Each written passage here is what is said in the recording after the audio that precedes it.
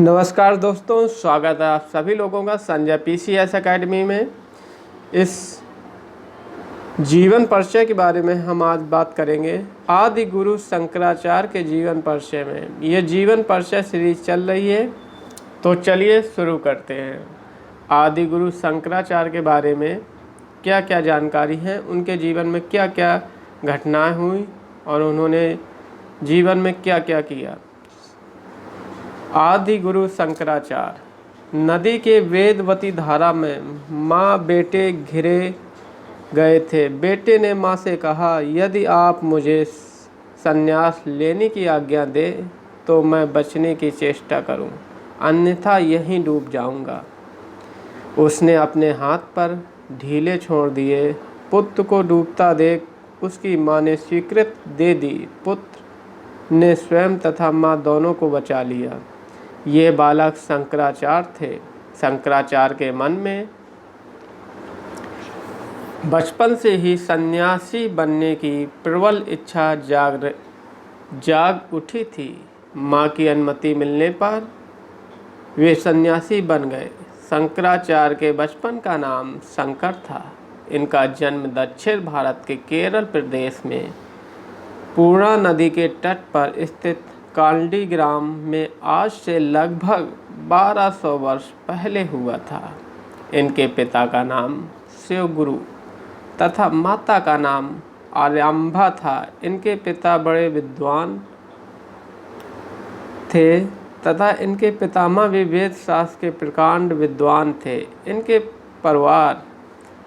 इनका परिवार अपने पांडित्य के लिए विख्यात था। इनके बारे में ज्योतिषों ने भविष्यवाणी की थी, आपका पुत्र महान विद्वान, यशस्वी और भाग्यशाली होगा।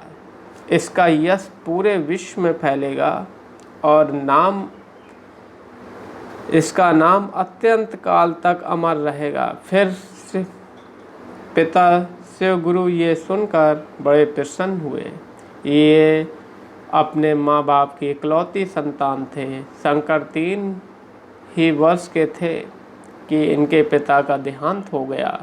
पिता की मृत्यु के बाद माँ आयंबा शंकर को घर पर ही पढ़ाती रही।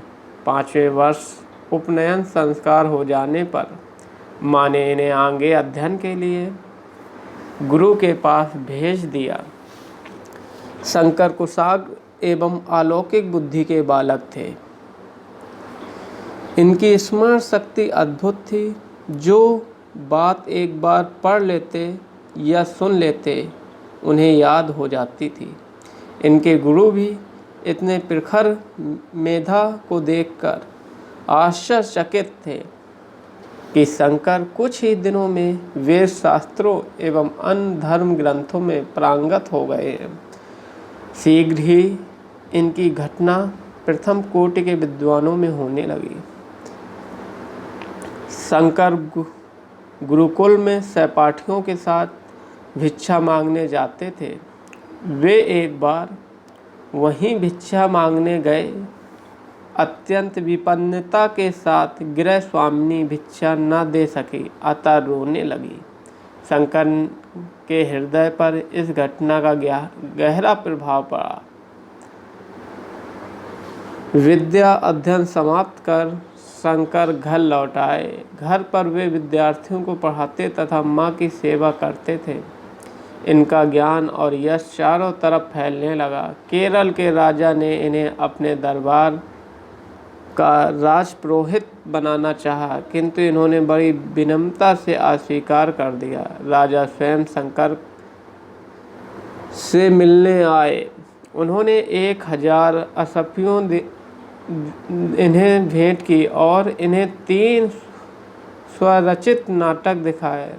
शंकर ने नाटकों की प्रशंसा की, किंतु असफियाँ लेना अस्वीकार कर दिया। शंकर के त्याग एवं गुण गृहीता के कारण इनके भक्त बन गए। अपनी माँ से अनुमति लेकर शंकर ने संन्यास ग्रहण कर लिया। माँ ने अनुमति देते समय शंकर से वचन लिया कि वे उनका अंतिम संस्कार अपने हाथों से ही करेंगे। ये जानते हुए कि सन्यासी ये कार्य नहीं कर सकता। उन्होंने माँ को वचन दे दिया। माँ से आज्ञा लेकर शंकर नर्मदा तट पर तप में लीन सन्यासी गोविंदनाथ के पास पहुँचे। शंकर जिस समय वहाँ पहुँचे, गोविंदनाथ एक गुफा में समाधि लगाए हुए बैठे थे। समाधि टूटने पर शंकर ने उन्हें प्रणाम किया और बोले, मुझे सन्यास की दीक्षा तथा आत्मविद्या का उपदेश दीजिए। गोविंदनाथ ने इनका परिचय पूछा तथा इनकी बातचीत से बड़े प्रभावित हुए। उन्होंने सन्यास की दीक्षा दी और इनका नाम शंकराचार्य रखा। वहाँ कुछ दिन अध्ययन करने के बाद वे गुरु की अनुमति लेकर सत्य की खोज के लिए निकल पड़े। गुरु ने उन्हें पहले काशी जाने का सुझाव दिया। शंकराचार्य काशी में एक दिन गंगा स्नान के लिए जा रहे थे। मार्ग में एक चंडाल मिला। शंकराचार्य ने उसे मार्ग से हट जाने के लिए कहा। उस चंडाल ने विनम्र भाव से पूछा, महाराज, आप चंडाल किसे कहते हैं? इस शरीर को या आत्मा को? यदि शरीर को तो वह नश्वर है और आत्मा, और जैसा अन्न जल का आपका शरीर वैसा ही मेरा भी है। यदि शरीर के भीतर की आत्मा को तो वह सबकी एक है, क्योंकि ब्रह्म एक है। शंकराचार्य को उसकी बातों से सत्य का ज्ञान हुआ और उन्होंने उसे धन्यवाद दिया। काशी में शंकराचार्य का वहाँ के प्रकांड विद्वान मंडन मिश्र से साक्षात हुआ। ये साक्षात कई दिनों तक चला। मंडन मिश्र तथा उनकी पत्नी भारती का बारी बारी से उनसे साक्षात हुआ। पहले शंकराचार्य भारती से हार गए, किंतु पुनः साक्षात होने पर वे जीते। मंडन मिश्र तथा उनकी पत्नी शंकराचार्य के शिष्य बन गए। महान कर्मकांडी कुमारिल भट्ट से साक्षात करने के लिए वे प्रयागधाम गए। भट्ट बड़े बड़े विद्वानों को परास्त करने वाले दिग्विजयी विद्वान थे। सन्यासी शंकराचार्य विभिन्न स्थानों पर भ्रमण करते रहे। वे सिंगरी में रहते, तभी माता की बीमारी का समाचार मिला। वह तुरंत माँ के पास पहुँचे। वहाँ उन्हें देखकर बड़ी प्रसन्न हुई। कहते हैं कि इन्होंने माँ को भगवान विष्णु का दर्शन कराया और लोगों के विरोध करने पर भी माँ का दाह संस्कार किया। शंकराचार्य ने धर्म की स्थापना के लिए संपूर्ण भारत का भ्रमण किया। इन्होंने भग्न मंदिरों का जीर्णोद्धार कराया तथा नए मंदिरों की स्थापना की। लोगों को राष्ट्रीयता के एक सूत्र में रोहने के लिए इन्होंने भारत के चारों कोनों पर धामों मठों की स्थापना की। इनके नाम हैं श्री बद्रीनाथ, द्वारकापुरी, जगन्नाथपुरी तथा श्री रामेश्वरम। ये चारों धाम आज भी विद्यमान हैं। इनकी शिक्षा का सार है, ब्रह्म सत्य है और तथा जगत मिथ्या है। इसी मत का इन्होंने प्रचार किया। शंकराचार्य बड़े ही उज्जवल चरित्र के व्यक्ति थे। वे सच्चे सन्यासी थे तथा इन्होंने अनेक ग्रंथों की रचना की। इन्होंने भाष्यरोत तथा प्रकांड ग्रंथ भी लिखे। इनका देवासान मात्र 32 वर्ष की अवस्था में हो गया। इनका अंतिम उपदेश था, हे मानव, तू स्वयं को पहचान। स्वयं को पहचानने के बाद तू ईश्वर को पहचान जाएगा।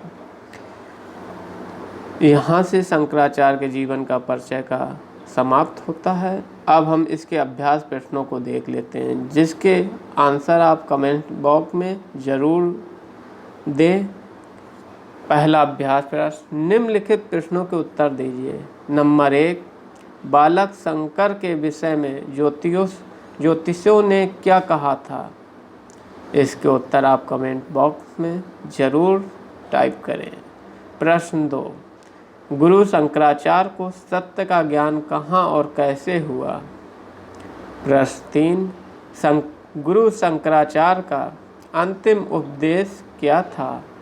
प्रश्न 4, गुरु शंकराचार्य की शिक्षा का सार क्या है? प्रश्न 5, गुरु शंकराचार्य द्वारा कौन से मठों की स्थापना की गई है? प्रश्न 6, रिक्त स्थानों की पूर्ति कीजिए। इनका परिवार बीच में स्थान रिक्त है, आप अपने विवेकानुसार इस स्थान को भरेंगे। इनका परिवार के लिए विख्यात था। दूसरा रिक्त स्थान, इनके गुरु भी इनकी रिक्त स्थान को देखकर आश्चर्यचकित थे।